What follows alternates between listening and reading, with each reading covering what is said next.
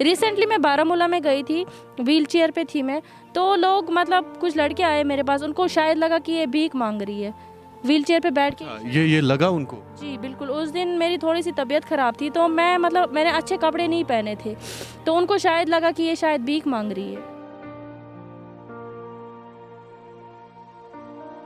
ऐसा लोग सोचते नहीं है, मुझे लग रहा है ये सब ज़्यादा जो है कश्मीर में ही हो रहा है, हम एक छोटी नज़र से देखते हैं।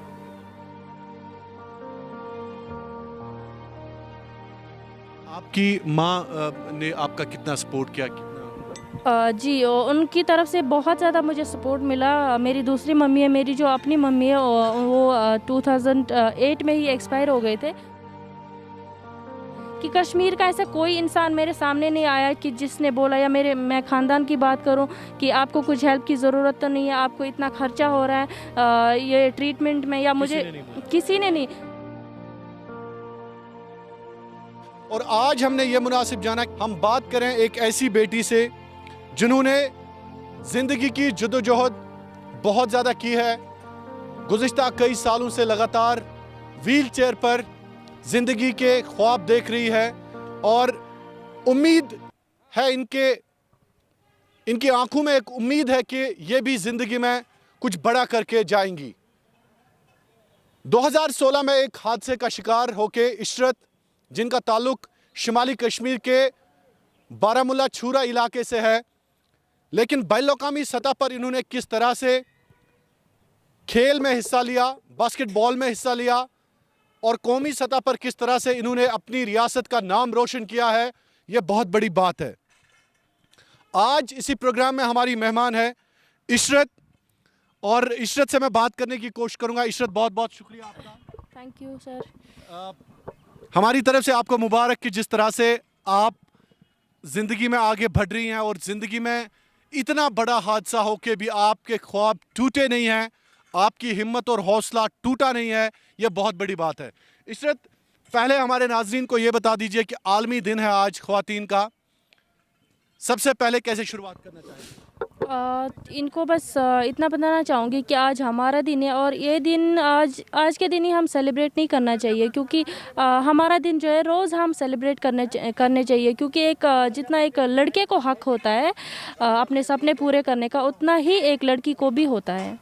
अच्छा इशरत, आप व्हील चेयर पर हैं और आपके ख्वाब टूटे नहीं हैं, आपकी हिम्मत टूटी नहीं, आपका हौसला बिल्कुल आसमान पर है।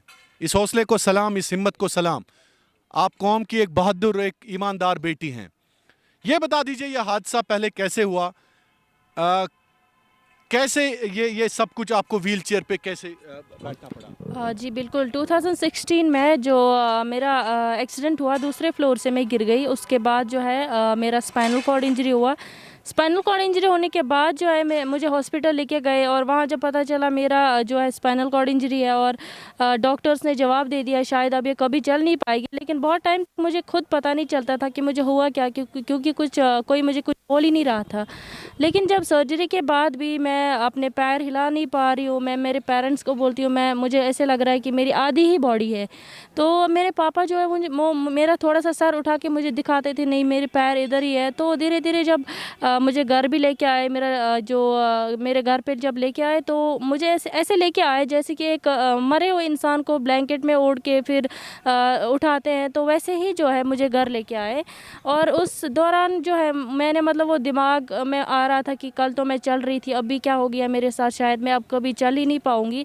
और फिर बहुत टाइम होता है बीच में, लगभग 1-1.5 साल होता है, 1.5 साल तक मैं बेड से हिल नहीं पाती हूँ। मैं एक मतलब जब मुझे बैठने के लिए बोलते हैं, तो मैं एक छोटे बच्चे की तरह कभी इधर गिरती हूँ, कभी इधर गिरती हूँ, तो मैं बैठ नहीं पाती हूँ। फिर वो मुझे अंदर ही अंदर में मतलब वो मर रही थी, मुझे क्या हो रहा है, मेरे पेरेंट्स को। 2016 में यह हादसा हो गया?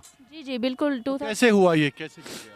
वहाँ पे थोड़ी सी हालात ख़राब थी, जब 2016 में कश्मीर में हालात ख़राब थी, तो मेरा पैर फिसल के मैं नीचे आ गई दूसरे फ्लोर से, और तब जैसे कि मतलब मुझे लगा कि शायद मैं अब ज़िंदा नहीं बचूंगी, मेरी तब वो हालत ख़राब थे, मतलब मुझे समझ नहीं आया ये हालात कैसे ख़राब थे? हालात वो बुरहान वानी का जब वाक़या हुआ था वहाँ पे कश्मीर में, तो उस दौरान जो है फिर जो लड़के हैं वो पत्थर वगैरह मार रहे थे, तो फिर उसी दौरान मैं डर के मारे अंदर चली गई और जो लड़के हैं वो हमारे घर में जो है घुस गए छुपने के लिए, लेकिन मैं खुद डर गई, मैं ऊपर चली गई और मेरा दूसरा जो पैर है वो फिसल गया छत वही रीज़न रहा कि आप गिर गए। से। जी।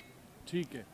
तो आपकी माँ ने आपका कितना सपोर्ट किया, कितना? जी, उनकी तरफ से बहुत ज़्यादा मुझे सपोर्ट मिला। मेरी दूसरी मम्मी है, मेरी जो अपनी मम्मी है वो 2008 में ही एक्सपायर हो गए थे। अच्छा, आपकी जो अपनी माँ है वो नहीं है इस दुनिया में। जी, लेकिन फिर जब मैंने ये डिसाइड किया कि मैं व्हीलचेयर बास्केटबॉल जॉइन करूँगी, तब बहुत सारे ऐसे लोगों ने बोला आप तो लड़की हो, आप बाहर जाके क्या करोगे, और ख़ासकर आप व्हीलचेयर पे हो, आप कैसे सब मैनेज करोगे।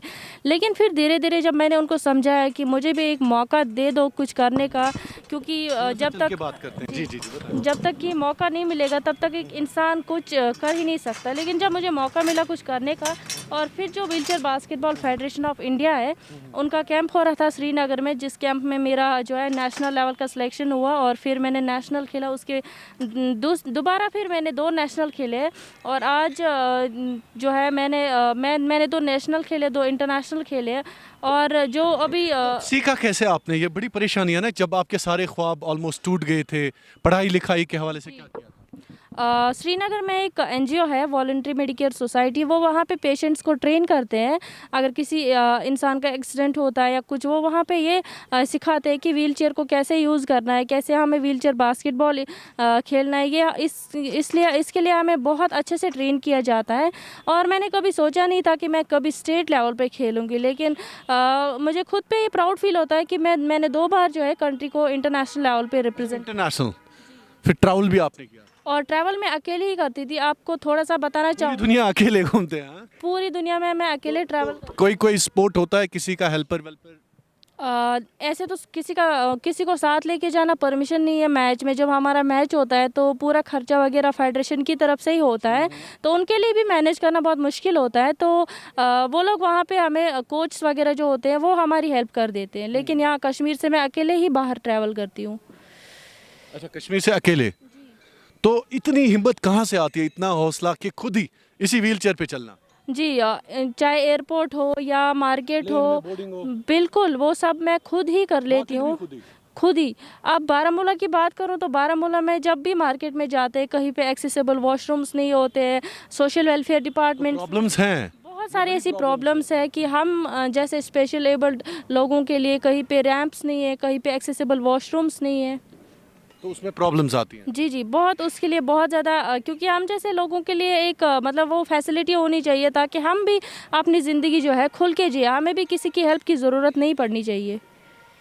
ठीक है, तो ये बता दीजिए कि ये जो नेशनल और इंटरनेशनल लेवल पे आपने बास्केटबॉल रिप्रेजेंट किया है, तो आपको कैसा महसूस हुआ? कुछ लगा आपको कि नहीं जी मैं कुछ ज़िंदगी में कर सकती हूँ?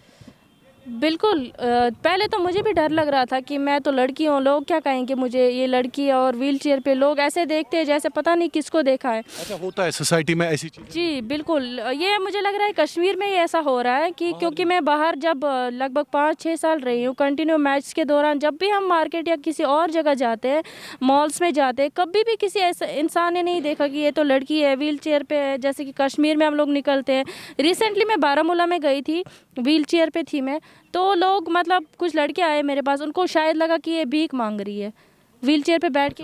ये लगा उनको? जी, बिल्कुल। उस दिन मेरी थोड़ी सी तबीयत ख़राब थी, तो मैंने अच्छे कपड़े नहीं पहने थे, तो उनको शायद लगा कि ये शायद भीख मांग रही है। तो इसका मतलब ये है कि व्हीलचेयर पर बैठने वाला हर शख्स भीख नहीं मांगता? बिल्कुल, व्हीलचेयर पे बैठ, वो इंटरनेशनल कोई स्पोर्ट्स पर्सन भी हो सकता है, वो कोई स्पोर्ट्स फीमेल भी हो सकती है। जी, बिल्कुल, लेकिन ऐसा लोग सोचते नहीं है। मुझे लग रहा है ये सब ज़्यादा जो है कश्मीर में ही हो रहा है, हमें एक छोटी नज़र से देखते हैं। तो फील होता है, बुरा लगता है बीच बीच में? थोड़ी देर के लिए बुरा लगता है, लेकिन फिर हम हर बड़े लोग ऐसी चीज़ों को भूल जाते हैं। बिल्कुल, हम तो हर एक को ये बोल पीछे नहीं बैठेंगे कि हाँ मैं तो इंटरनेशनल प्लेयर हूँ, मुझे क्यों ऐसे देख रहे हो। तो इस ये भी बता दीजिएगा कि जिस तरह से आप रिप्रेजेंट करती हैं अपनी कंट्री को भी, अपने अपनी रियासत को भी, ये बता दीजिएगा मुझे कि आप खुद मतलब उठ सकती हैं या इस पे बैठ सकती हैं खुद के, यू नीड हेल्प? नहीं, जब अभी देखिए गाड़ी में शिफ्ट करना होता है तो वो भी मैं खुद करती हूँ, या अच्छा, खुद करते हो? जी जी, बेड से वॉशरूम, वॉशरूम से व्हील चेयर, वो भी सब खुद करते हो? खुद ही करना पड़ता है। वो सब सीखना पड़ता है, क्योंकि बाहर हम हर एक इंटरनेशनल लेवल पे जब मैच होता है तो अपने अटेंडेंट को हम साथ नहीं लेके जा सकते, क्योंकि वो फेडरेशन के लिए भी मुश्किल हो सकती है। तो वो सब हम खुद ही मैनेज कर लेते हैं। अच्छा, खुद ही मैनेज कर लेते हैं। तो कितना बहादुर बना देता है एक हादसा, एक तमाचा जब जिंदगी में पड़ता है? आपको लगता है कि इंसान को बहुत ज़्यादा ऊंचा ले जाता है सोच में, बहुत हिम्मत ज़्यादा, में? क्योंकि पहले हमें कुछ पता नहीं होता है। मैं मेरी बात बोलूँ, मुझे बारामूला के बगैर किसी और जगह का पता ही नहीं था, कहाँ से जाते हैं श्रीनगर, कहाँ से जाते हैं। मुझे लगता है जब मैं मतलब एक्सीडेंट से पहले ये सोचती थी श्रीनगर तो शायद जम्मू में है, इतना दूर जाना पड़ता है। लेकिन जो अभी एक्सीडेंट के बाद मैंने सीखा हर एक जगह पे ट्रैवल करना, इवन फॉरेन कंट्रीज़ में भी मैं अकेले ही ट्रैवल करती हूँ। अच्छा, अकेले ट्रैवल करते हैं। तो घर वालों का कितना सपोर्ट आपको मिल रहा है अभी, चूँकि आपकी फैमिली के बारे में जानना चाहूँगा? जी बिल्कुल, फैमिली के बारे में तो इतना कहना चाहूँगी कि हमारे ख़ानदान में अभी मैं पहली लड़की हूँ जो कि स्पोर्ट्स के साथ जुड़ी है। और पहले तो ख़ानदान का भी कुछ अच्छा सपोर्ट नहीं मिलता था। वो भी सोचते थे आप तो ऐसे हो, लड़की हो, आप कैसे मैनेज करोगे। लेकिन धीरे धीरे उनको भी समझ आए कि नहीं, इसमें हिम्मत है, एक इसको मौका मिलना चाहिए कुछ करने का। मुझे जो है बहुत ज़्यादा सपोर्ट किया है इसमें मेरी फैमिली ने। या मैं थोड़ा सा इस आप चैनल के ज़रिए उन तक ये मैसेज पहुँचाना चाहूँगी कि कश्मीर का ऐसा कोई इंसान मेरे सामने नहीं आया कि जिसने बोला, या मैं ख़ानदान की बात करूं कि आपको कुछ हेल्प की ज़रूरत तो नहीं है, आपको इतना खर्चा हो रहा है ये ट्रीटमेंट में, या मुझे किसी ने नहीं। इवन उनको शुक्रिया अदा करना चाहूँगी, हमारे इंडिया टीम के हेड कोच को, कैप्टन लुइस जॉर्ज सर को, और 52 RR को, और 19 ड्यू को, जो मेरी हमेशा हेल्प करते हैं, मुझे टाइम पे गाड़ी भेज देते हैं। कोई इंसान ऐसा नहीं होता था कि वो मुझे बोलता था आपको तो 2 व्हील चेयर कैरी करने पड़ते हैं, एक तो स्पोर्ट्स व्हील चेयर। बिल्कुल, आपका कहना दुरुस्त है कि यहाँ पे अपने वक्त पे धोखा देते हैं, अपने तंग आ जाते हैं जब बीमार कोई बिस्तर पे लेटा हुआ होता है, इवन अपने अपने तंग आते हैं। बिल्कुल, ये तो पहले मतलब बहुत ज़्यादा मुश्किल होता था जब मेरी ही मतलब मेरे मामा वगैरह, मेरे ख़ानदान के लोग मुझे देखते थे, फिर वो मेरे पापा को बोलते थे मेरे बगैर कि आप इसको क्यों जाने देते हो बाहर। लेकिन मेरे पापा हमेशा उनको जवाब देते थे कि मैं इसको बंद करके नहीं रख सकता कमरे में, क्योंकि अगर ये सुसाइड करेगी तो इसकी ज़िंदगी ख़त्म हो जाएगी, उससे मुझे भी कुछ नहीं मिलेगा। ये खुश है ये सब करने से। नेगेटिव थॉट्स आपको कभी आ रहे थे जिंदगी में?